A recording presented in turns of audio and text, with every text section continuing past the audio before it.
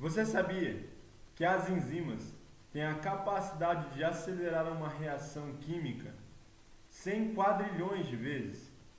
Pessoal, olha a importância da enzima para o nosso organismo. E olha o potencial e a capacidade que ela tem numa reação química. É sobre elas e é sobre a sua cinética, sua movimentação, que a gente vai estudar hoje, certo? Eu sou o Lucas, do canal Biologia Descomplica, e venho para mais uma aula. Bom, aqui a gente tem um pouco do histórico de pesquisa, certo? Eu vou pegar o que é mais importante aqui, né? Em 1879, a queda do vitalismo em um estudo feito por Edward Buchner, que postulou que as enzimas fazem o processo de catálise, e ele estava no caminho certo, porque as enzimas, elas são moléculas, biomoléculas catalisadoras, ou seja, elas catalisam substratos, certo? Outra pesquisa importante, em 1926, cristalização da enzima urease por James Sumner, postulou que provavelmente as enzimas eram proteínas.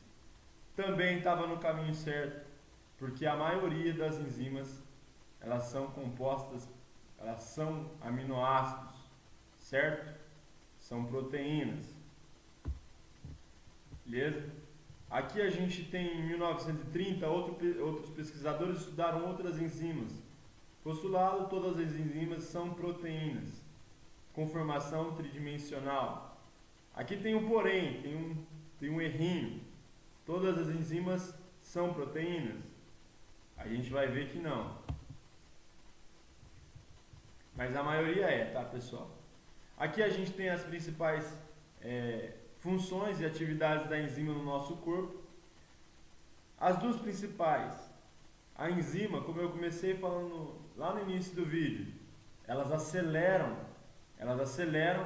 a nossa reação química, elas aceleram a realização de catálise. A catálise não quer dizer que é só quebra de macromoléculas em micromoléculas. Elas não fazem só o catabolismo, elas não auxiliam só no catabolismo, mas elas auxiliam também na ligação de substratos, na ligação de moléculas, na ligação de elementos químicos. Então, as enzimas, elas não são só elas não servem só para quebra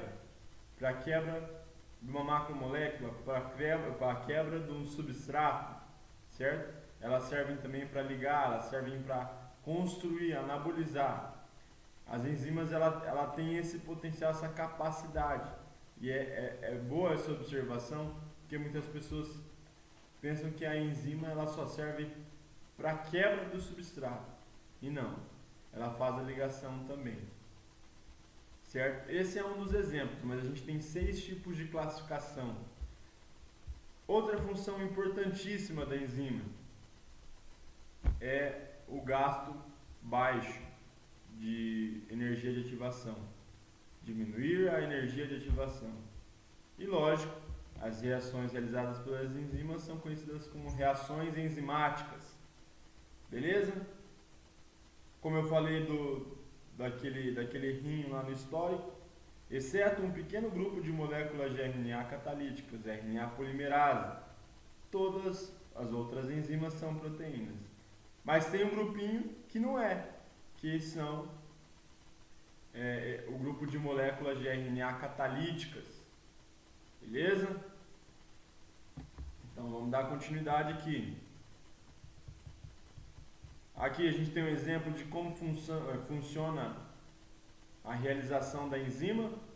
Ela pega o substrato e transforma em produto. Beleza? Aqui a gente tem um açúcar, que é a sacarose mais o O2. A reação enzimática, como eu falei, ela acelera, então ela é muito mais rápida do que uma reação espontânea. Certo? Sem isso, sem a enzima, sem essa reação química acelerada, talvez não existiria vida na Terra. a vida como a gente conhece hoje, né? Então, se a gente conseguisse observar uma reação espontânea, nesse caso, nesse exemplo, que é um açúcar, que é extremamente lenta, a gente viria que o produto também é uma água, é o CO2 mais a água. E a gente viria o açúcar derretendo e transformando em água. Mas como é tão lento, essa água antes de se transformar o estado sólido em líquido, ela evapora, por ser tão lento. Beleza? Então a diferença está aí. Reação enzimática extremamente rápida. Reação espontânea extremamente lenta. Vamos lá, vou continuar. Aqui a gente tem, né, o substrato, o S de substrato, o E de enzima, o SE complexo enzima-substrato é quando está acontecendo a reação enzimática. O substrato já se ligou à enzima no sítio ativo e já está acontecendo toda aquela reação química, beleza? E por consequência tem o resultado do produto. O produto se separa e a enzima se separa o produto da enzima. Esse produto vai ser usado para alguma função dentro do nosso organismo e a enzima ela pode ser reutilizada, ela com certeza vai ser reutilizada, beleza? Vamos lá. Aqui a gente tem um gráfico que eu vou mostrar no quadro para vocês. Aqui a gente tem um exemplo muito legal que dá para entender as funções da enzima no nosso organismo. Aqui a gente tem dois exemplos. A gente tem a reação espontânea, que é sem enzima. A gente pode ver o esforço e o gasto de energia que esse rapazinho aqui está fazendo, né? E a gente tem certeza que ele vai demorar mais que o rapazinho que está na reação enzimática aqui. Ó o sorrisinho dele aqui na reação enzimática. Você vê que o gasto dele de energia é muito menor, diminui.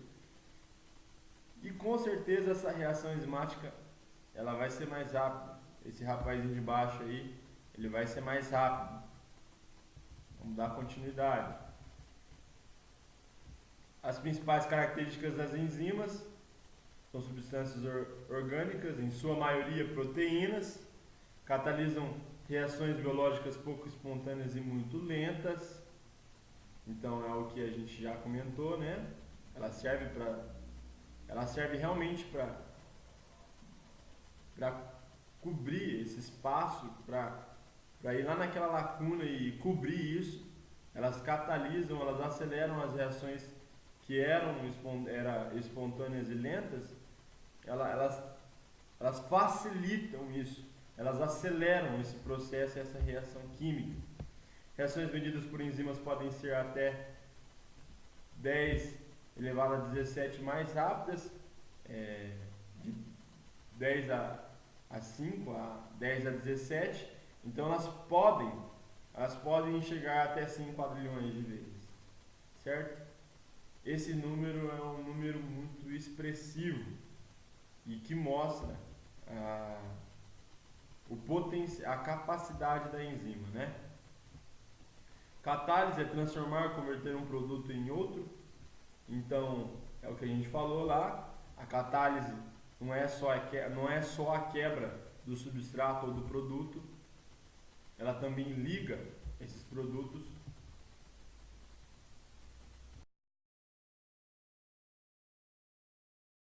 Continuando, galera.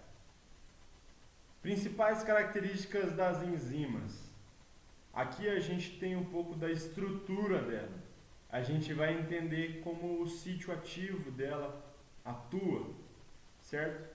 Possui um alto grau de especificidade pelos seus substratos, modelo caixa induzido. Algumas pessoas preferem falar ajuste induzido. É simples assim, pessoal. O sítio ativo dela é a parte em que ela interage e acontece toda a reação química, certo? Da enzima, com o substrato. E o que é importante a gente entender aqui? Esse sítio ativo vai ter sua conformação sua conformação conforme conforme a atividade, o exercício que ela vai fazer sobre o substrato, sobre aquele substrato, certo? Então, o encaixe induzido, o ajuste induzido é a conformação do sítio ativo da enzima conforme a atividade, conforme a função exercida sob o substrato. É importante que vocês entendam isso, certo? Se for uma reação de ligação, vai ter uma conformação. Se for uma reação de quebra, vai ter outra conformação. E essa conformação, ela tem esse formato conforme o substrato. É um pouquinho confuso? Mas o importante é a gente entender que a conformação, vai se ter a conformação conforme o exercício, conforme a atividade, conforme a função que a enzima vai exercer sobre o substrato. Beleza? Vamos dar continuidade. Aqui são os fatores, né, que a enzima pede para o seu ambiente. Ela é meio enjoada, né? Ela é meio enjoada sim. Quais os principais fatores que alteram o funcionamento das enzimas? A temperatura. Se não tiver uma temperatura adequada, a enzima não funciona adequadamente também. Se não tiver um pH compatível, a enzima também vai ter um mau funcionamento, certo? Então, a temperatura do organismo, do corpo ou da região colabora para o bom funcionamento enzimático e o pH compatível com cada região. Por exemplo, a gente tem um pH no estômago que é diferente do pH do sangue. E a enzima daquela região, ela pede aquele pH, certo? Ela se identifica com aquele pH. Ela está adaptada àquele pH. Então, as enzimas, elas têm esses fatores para o seu bom, elas têm esses fatores para o seu bom funcionamento, certo? Vamos dar continuidade, nomenclatura. O nome do substrato catalisado ou processo realizado mais o sufixo ase.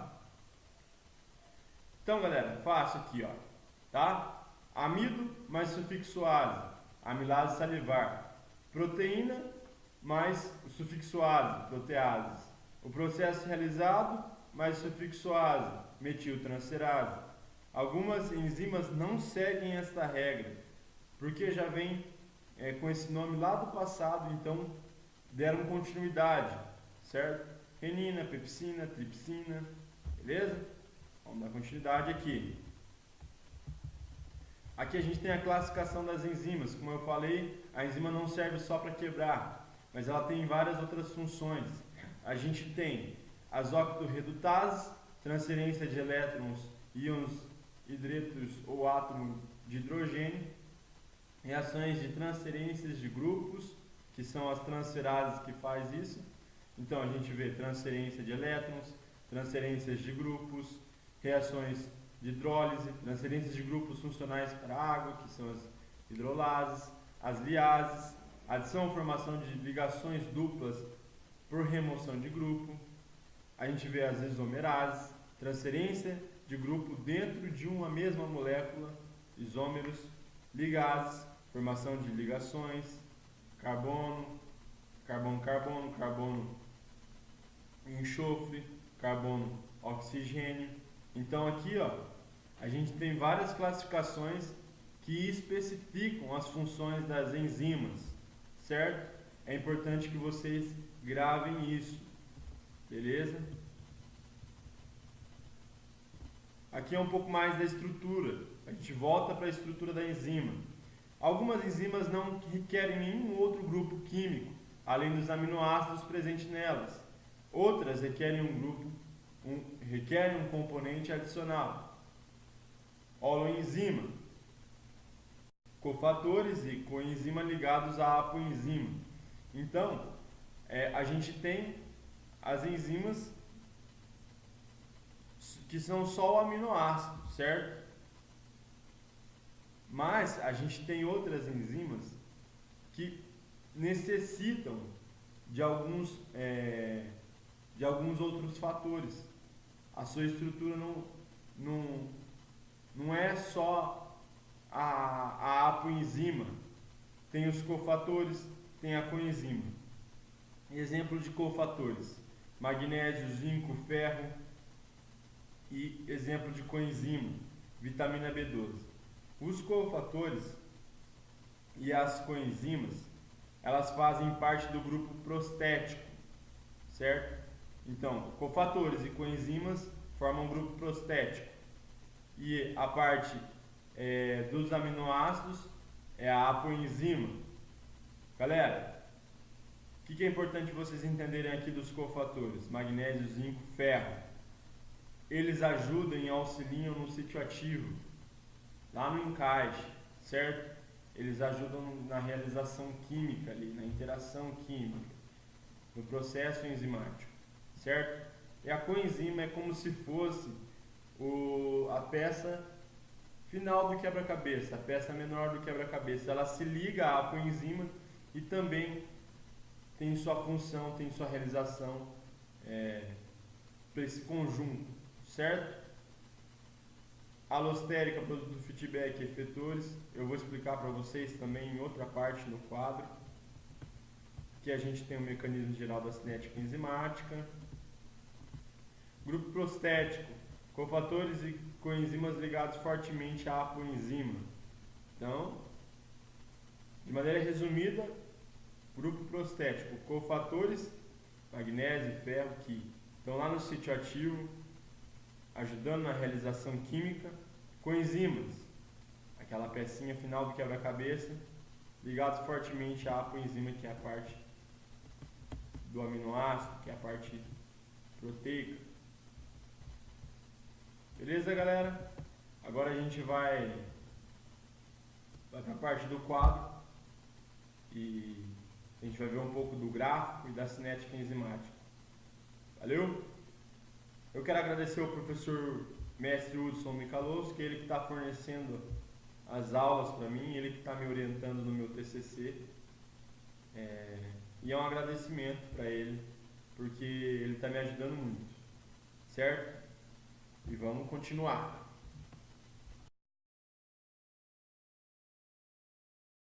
Agora com cinética enzimática.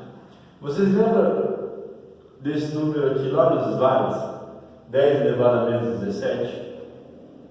Esse é o máximo que uma enzima pode acelerar uma reação química. Eu coloquei esse número em extenso aqui para vocês terem noção de quão grande é o potencial de uma enzima, certo? Esse número aqui equivale a 100 quadrilhões de vezes. Então uma enzima ela pode acelerar uma reação química 100 quadrilhões de vezes, certo? Aqui a gente tem algumas enzimas alostéricas. O que é alostérica? Bom, calma lá, eu vou explicar. Essas enzimas elas são enzimas reguladoras e enzimas sinalizadoras. O produto feedback, por exemplo, é uma sinalização, é uma reação enzimática que acontece quando tem uma alta produção, uma alta catálise, está tendo muita produção, está tendo muito produto, as enzimas estão produzindo demais.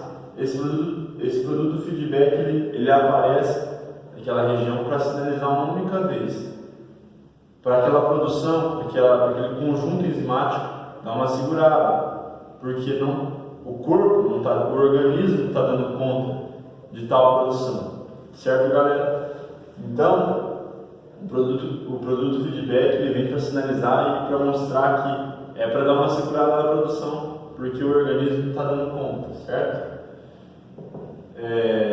Não precisa ser o organismo, pode ser uma região, pode ser tal sistema e assim vai.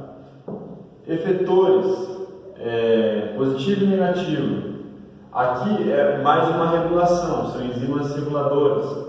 Elas servem para tanto dá aquele incentivo, aquele gás a mais. Quando a produção está baixa, é um efetor positivo, enzimas efetoras positivas, que vão até aquela determinada região, aquele local, para poder aumentar de maneira contínua e manter, né, aquela produção em alta escala, certo? A negativa é o oposto.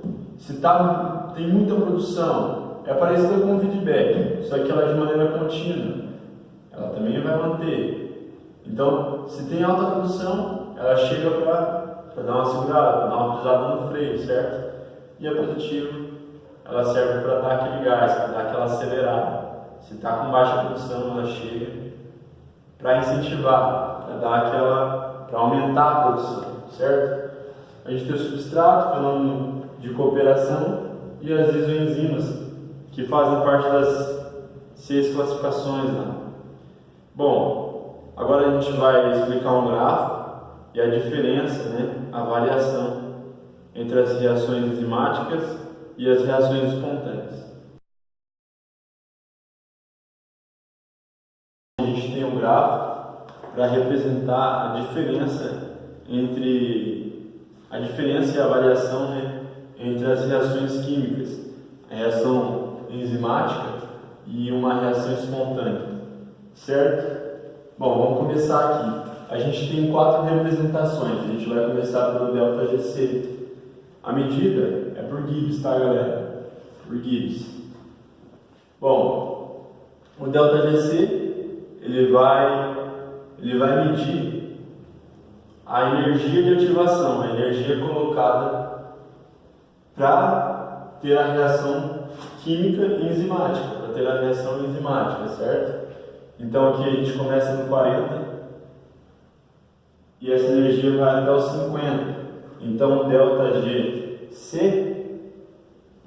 é no valor 10, certo? A gente vai perceber que uma reação química com enzima, uma reação enzimática, ela é muito mais vantajosa do que uma reação espontânea. Por quê? O gasto de energia é muito menor. A energia que é colocada, a energia de ativação, para que aquela reação aconteça, é muito menor. A gente tem o valor 10 no ΔGC. Na reação espontânea, a gente tem o ΔG S-P, certo, galera? Aqui, ó, tá aqui. A gente vai perceber que de 10 a gente vai para 70.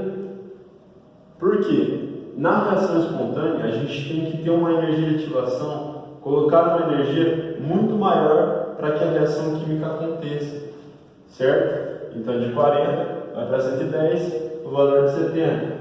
Vocês entenderam como é que a gente faz para chegar nesse valor, né? A gente vê as diferenças dentro do gráfico e coloca o valor de energia gasto, certo? Bom, a gente tem o ΔG', que é a diferença de energia do meu substrato, que é no começo, para o produto, que é no final, que é a única que pode ficar negativa, certo? Ela é a única que pode ficar negativa no gráfico, é o ΔG'. Bom, a gente tem aqui no substrato, a gente começou com 40, certo? Que é no início.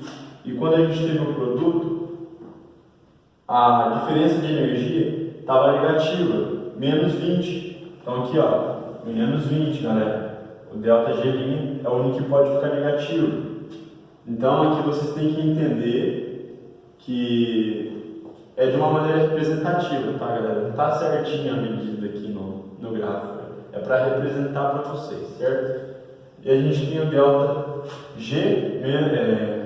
ΔG P menos S, que é o inverso da reação espontânea, que é o ΔG S menos P. Então ele é o inverso dessa reação. Galera, espero que vocês tenham gostado da aula de enzimas, da cinética. A gente acaba por aqui e eu te vejo na próxima aula. Dá uma curtida no vídeo, dá um like aí e compartilha com os amigos. Valeu, falou, abraço.